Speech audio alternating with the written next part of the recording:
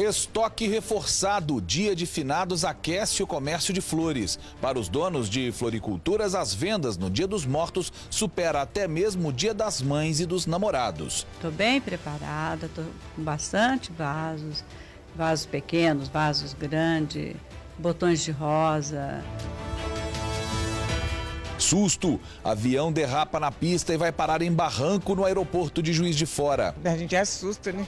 Assusta porque aqui em volta tem casa, né? Eu já moro aqui já há bem tempo, ainda não vi uma cena dessa. É incrível.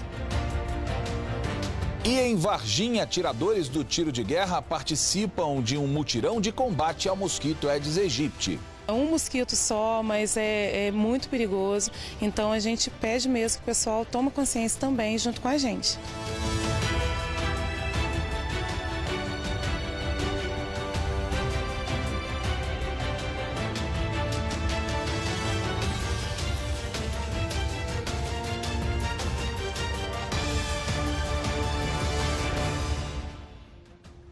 Olá, boa noite para você. O Mais Notícias desta quarta-feira começa mostrando que o comércio de flores está aquecido para o Dia de Finados, que é comemorado amanhã.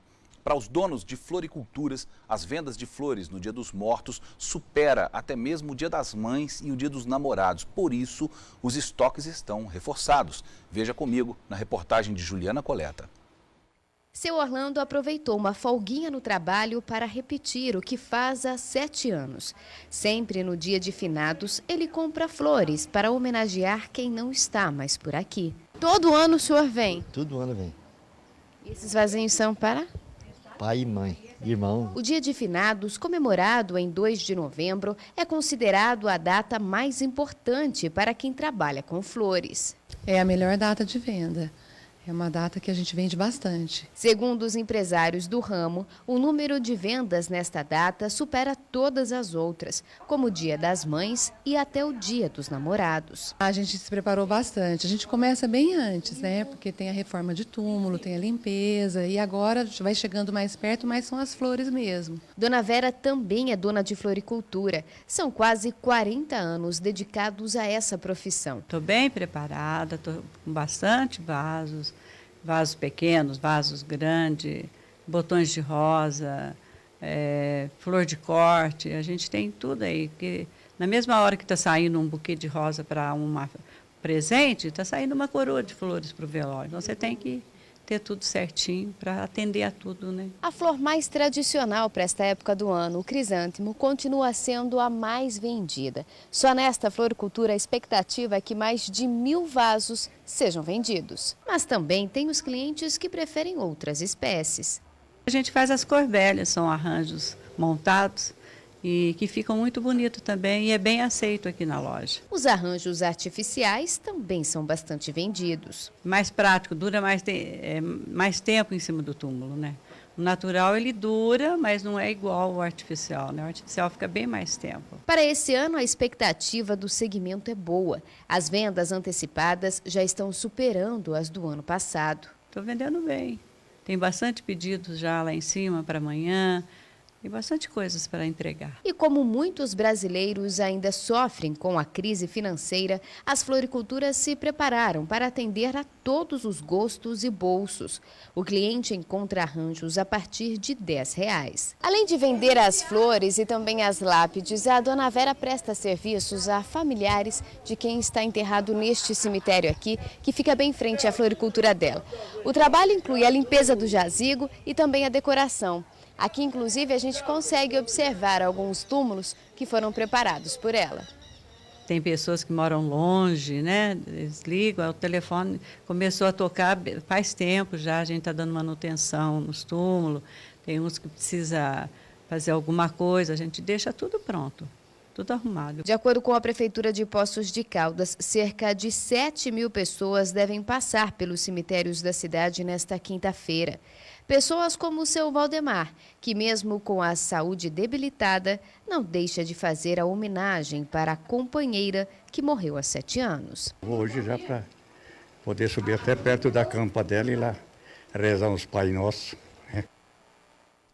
O governo federal reduziu a projeção de reajuste do salário mínimo para 2018. A justificativa é que a inflação deve ficar abaixo do previsto. Vamos ver. Quem estava estudando para concurso sem muita motivação pode se empolgar de novo. O governo anunciou que vai voltar a fazer concursos públicos no ano que vem.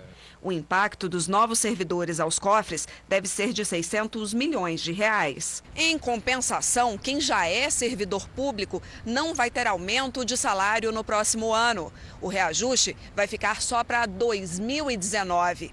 O governo também baixou a previsão do salário mínimo, de R$ 969 para R$ 965.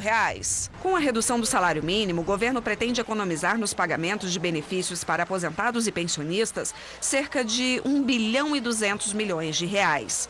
O Ministério do Planejamento também espera arrecadar quase 19 bilhões de reais com concessões e ampliar os ganhos com a privatização da Eletrobras. Mas a previsão é de um aumento dos gastos da ordem de 44 bilhões e meio de reais. Como o governo ainda não tem certeza de quanto vai arrecadar com as medidas, o Ministério do Planejamento vai enviar o orçamento ao Congresso com uma meta de déficit de 129 bilhões de reais. As nossas projeções de receita para 2018 resultam em 20,4% do PIB, o que significa uma nova redução em relação ao previsto para esse ano, mais uma continuidade no processo de redução estrutural das receitas do governo federal.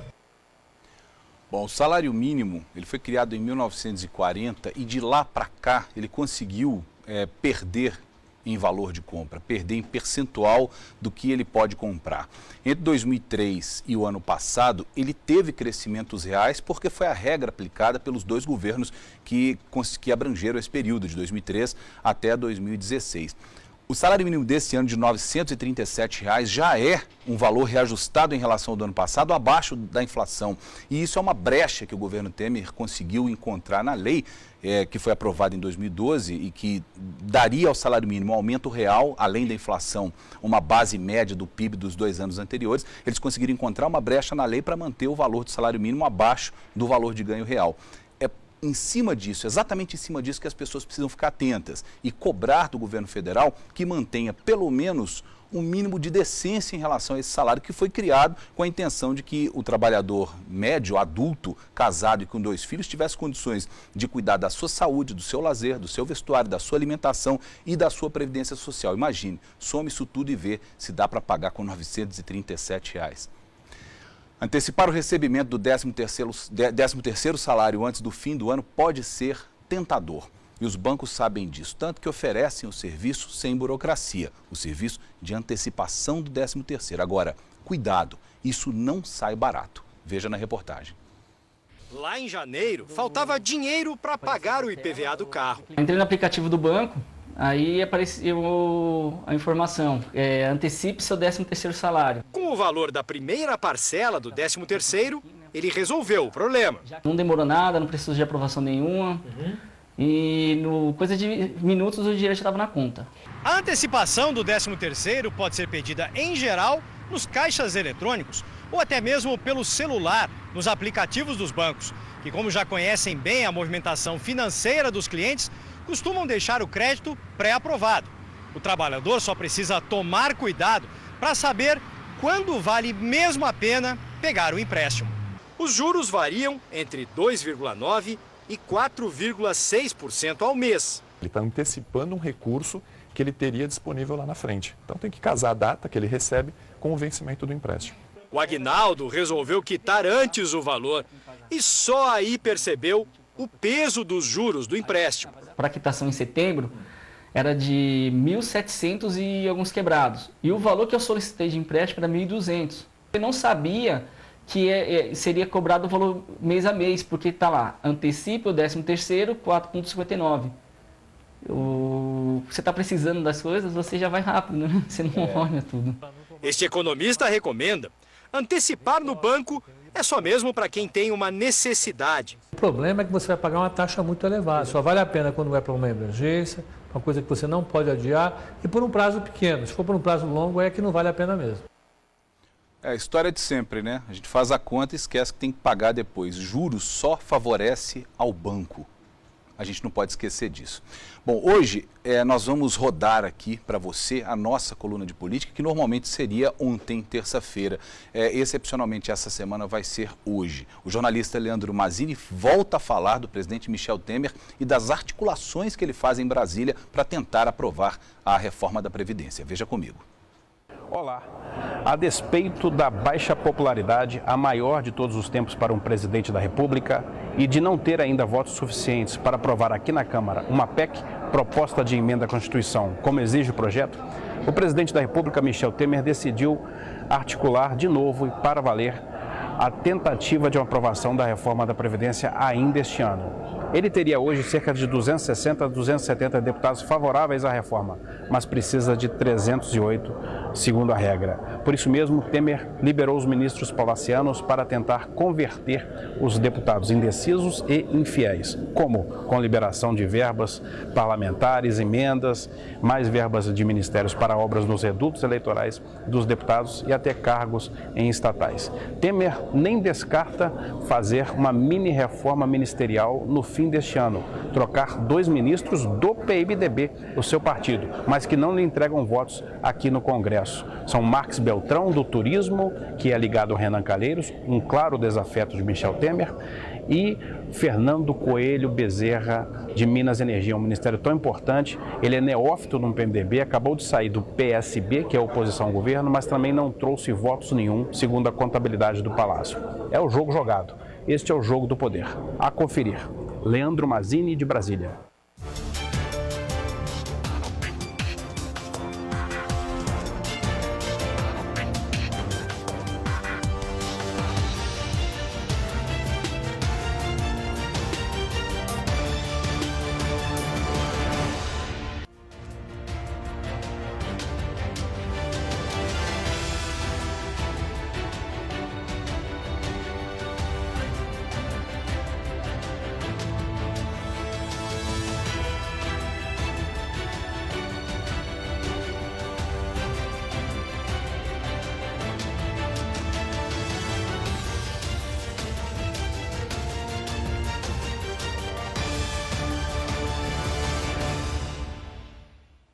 Foi exonerada hoje pela Prefeitura de Alfenas a secretária executiva de Meio Ambiente, Kátia Regina Alvarez Rodrigues, de 41 anos. Ontem nós mostramos aqui no Mais Notícias que ela está sendo investigada pela Polícia Civil no inquérito que apura a morte de um jacaré no zoológico de Alfenas em julho deste ano.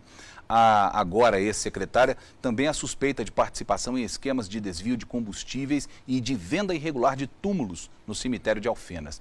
Nessa terça-feira, Kátia foi presa pela Polícia Civil, pagou fiança e vai aguardar em liberdade a conclusão dos inquéritos policiais. Deve ser liberada até amanhã para pousos e decolagens a pista do aeroporto da Serrinha, em Juiz de Fora. Hoje, peritos trabalharam no local na tentativa de descobrir o que causou um acidente ocorrido ontem no início da noite. Um avião que pertence a um hospital da cidade derrapou na pista e só parou depois de bater em um barranco. Além do piloto, estava na aeronave um dos diretores do Hospital 9 de Julho, o médico Olamir Rossini. Ele voltava de uma reunião de negócios. Vamos ver com Michele Pacheco. Vizinhos do aeroporto Francisco Álvares de Assis, conhecido como Aeroporto da Serrinha, registraram imagens do avião fora da pista. A aeronave ficou presa em um barranco. Por pouco, o jatinho Phenom não caiu. Um dos vídeos postados em redes sociais mostra a distância percorrida fora da pista. Ventava e chovia na hora em que o avião saiu do trajeto previsto, durante o pouso no início da noite. O piloto e o passageiro, o médico Olamir Rossini, diretor do Hospital 9 de Julho, em Juiz de Fora, saíram do veículo por conta própria. Eles não se feriram e nenhum dano sério foi notado na aeronave. Pela manhã, o avião foi colocado em outra posição, pronto para ser levado de volta para a pista. A imagem diferente chamou a atenção de moradores que passavam pela parte alta do bairro Santos Dumont, na região oeste de Juiz de Fora. É muito estranho, porque eu já moro aqui já há bem tempo, ainda não vi uma cena dessa. É incrível. Nunca aconteceu aqui no bairro. Diferente. Diferente. Curiosas, as pessoas queriam saber mais sobre o que aconteceu. Até o motorista do ônibus deu uma paradinha para que os passageiros vissem a cena inusitada. A Liceia mora há quase 30 anos no bairro. A gente assusta, né? Assusta porque aqui em volta tem casa, né? Os moradores da parte alta não foram os únicos que ficaram surpresos com o que aconteceu. Na parte de baixo há várias casas e uma escola municipal. O barranco onde o avião ficou preso fica a cerca de 100 metros de várias casas do bairro Santos Dumont. Uma delas é onde a dona Maria Augusta mora com os 3 filhos e 6 netos. Ela estava preparando o jantar para a família e levou um susto muito grande. Só escutei o barulho, só um barulho, mas, meu Deus, o avião está caindo aqui. Meu Deus, é tanto susto. A dona de casa passou a manhã vigiando o barranco. O avião vai descer, vai entrar aqui dentro de casa, acabar tudo, meu Deus. Sem misericórdia, nossa, foi muito susto. O aeroporto da Serrinha está fechado para voos comerciais desde 2014. Hoje, apenas aeronaves particulares têm autorização para pousar e decolar daqui. Em nota, a prefeitura, que administra o aeroporto, informou que assim que o acidente aconteceu, todas as medidas de segurança necessárias foram tomadas e as autoridades competentes foram acionadas. Peritos da aeronáutica devem vistoriar o jatinho e apurar as causas do acidente. É algo que pode acontecer em qualquer aeródromo, pode acontecer em qualquer aeroporto. A situação do aeroporto que está sendo colocada, o fato dele não estar operando pela rádio, não interferiria de maneira alguma nesse tipo de incidente. Quando você ouviu aí na reportagem, o aeroporto não está operando por rádio, quer dizer que não tem operador trabalhando, que os pilotos têm que se comunicar entre eles mesmos e decidir o que eles vão fazer, como é que eles vão pousar, como é que eles vão levantar voo. Isso é normal em aeroportos menores até, mas também pode significar um risco dependendo do tipo de voo. A polêmica toda em Juiz de Fora é porque desde agosto desse ano a prefeitura tenta fazer uma licitação para colocar uma empresa operando esse aeroporto para que ele volte a receber voos comerciais. Isso seria bom para a economia da região, daí a preocupação da prefeitura. E a nossa equipe de reportagem teve hoje muita dificuldade de apurar esse caso justamente por causa dessa preocupação. A tentativa de não fazer com que esse acidente se tornasse notícia e virasse um motivo de questionamento da segurança desse aeroporto. O que eu acho que tem que acontecer nesse caso, e eu estou falando por mim, não pela Rede Mais, é que a prefeitura precisa prezar e primar pela transparência. Aí sim a gente pode tentar evitar que problemas desse tipo ocorram. Agora nós vamos a um giro com as principais notícias do estado nessa quarta-feira.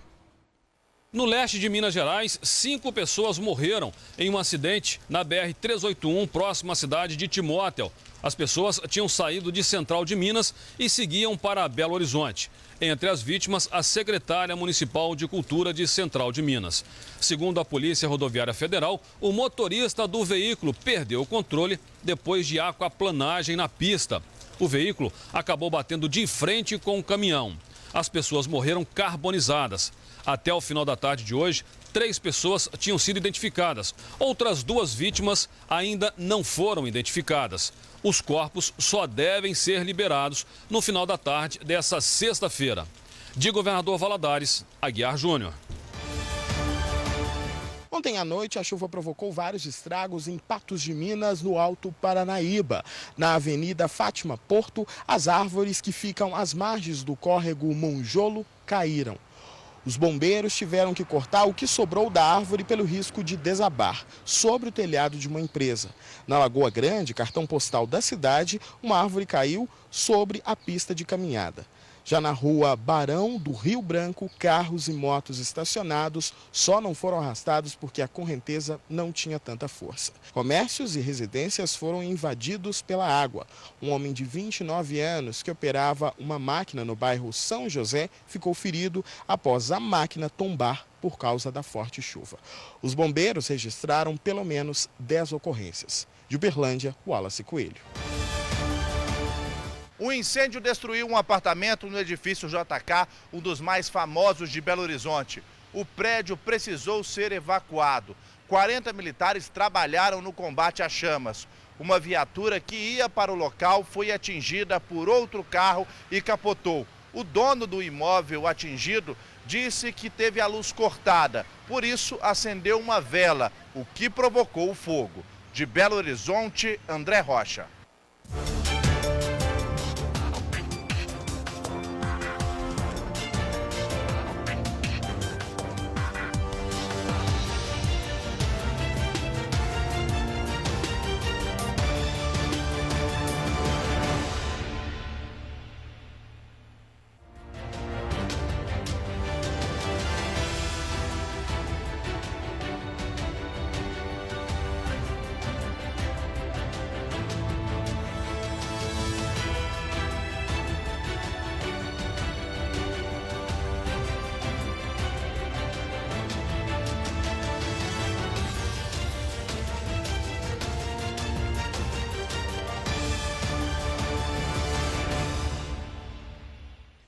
Durante todo o dia de hoje, agentes de saúde de Varginha tiveram um reforço na luta contra o mosquito Aedes aegypti.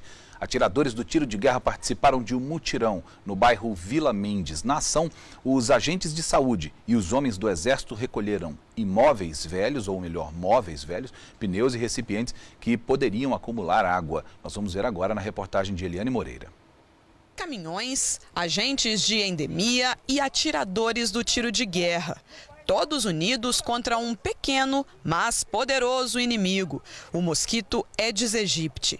Ele mede apenas 7 milímetros, mas é capaz de transmitir pelo menos 4 doenças: a dengue, o zika vírus, a febre amarela e a chikungunya. Muito perigoso, inclusive, né, ele causa aí 4 doenças importantíssimas, né, que a gente não pode deixar de esquecer. Então, é um mosquito só, mas é muito perigoso. Então, a gente pede mesmo que o pessoal tome consciência também junto com a gente. A força-tarefa começou logo cedo na Vila Mendes, em Varginha. O bairro é considerado um dos maiores índices de infestação do mosquito na cidade. Ele não foi visitado esse ano pela nossa equipe, então nós estamos visitando, né, a fim de prevenir. Antes de sair para o combate, a supervisora deu as orientações. Esse pedaço do meio, que é daquela rua ali, ó. Tá de lá até naquele buracão. Um mapa foi usado para orientar os 3 grupos. Luvas para proteção foram distribuídas. Em seguida, os caminhões saíram em direção às ruas do bairro. São muitas dificuldades, principalmente os moradores colocam muito sofá, armário. A gente tem que tomar muito cuidado em relação a prego, parafuso. Em questão de bichos também, né? Enquanto muito inseto e muitas vezes o pessoal coloca até lixo. Aí a gente tem que jogar para dentro do caminhão também. 2 dias antes, os moradores foram avisados sobre o mutirão e orientados a colocar os materiais do lado de fora das casas. Móveis velhos, latas, garrafas, madeira, tudo o que pode acumular água e facilitar a proliferação do mosquito foi descartado. Teve morador que nem esperou o dia amanhecer para descartar o que não tinha mais utilidade. Deu um pouquinho de trabalho, que tinha bastante coisa, mas foi bem gratificante, que a gente faz uma limpeza, evita muitas coisas, né? Inclusive a dengue. Mais de 40 mutirões como este já foram realizados ao longo do ano. Ao todo, 248 caminhões de materiais foram recolhidos. O trabalho intenso de combate ao mosquito já deu resultado. Segundo a Secretaria Municipal de Saúde, houve redução no número de casos confirmados de dengue em Varginha. Só para se ter uma ideia, no primeiro semestre do ano passado foram registrados 2.635 casos, enquanto que no mesmo período deste ano, 369 pessoas tiveram a doença. Nós realizamos um mutirão de limpeza, nós fazemos mobilização social nas escolas, creches e empresas do município. Nós colocamos tampões nos postinhos de trânsito, fazemos alguma limpeza em alguns imóveis e várias outras ações, né, como notificação, autuação dos infratores. Além dos mutirões, Varginha conta com uma lei de 2016 para ajudar no combate ao mosquito. Este ano, mais de 1.800 imóveis foram notificados e mais de 300 foram autuados. A multa prevista é de R$ 1.940. É feita uma divulgação, né, antes do mutirão, 2 dias antes. E durante o mutirão também, algumas casas que às vezes precisam de um reforço, né, que o pessoal às vezes é um pouquinho resistente a dispensar aquele material, né, a gente volta, retorna, conversa com a pessoa, pede para estar colocando, para ajudar a gente nesse combate. O Paulo acordou cedo para colaborar. A gente tem que evitar, né, porque tudo depende da gente. Além dos móveis e materiais acumulados nos quintais, pneus velhos também foram recolhidos. O pneu é o seguinte, devido a ele ser de cor escura e a água manter na temperatura ideal para a criação do mosquito, então ele é propício ao criatório. Não quero isso aqui por perto, não.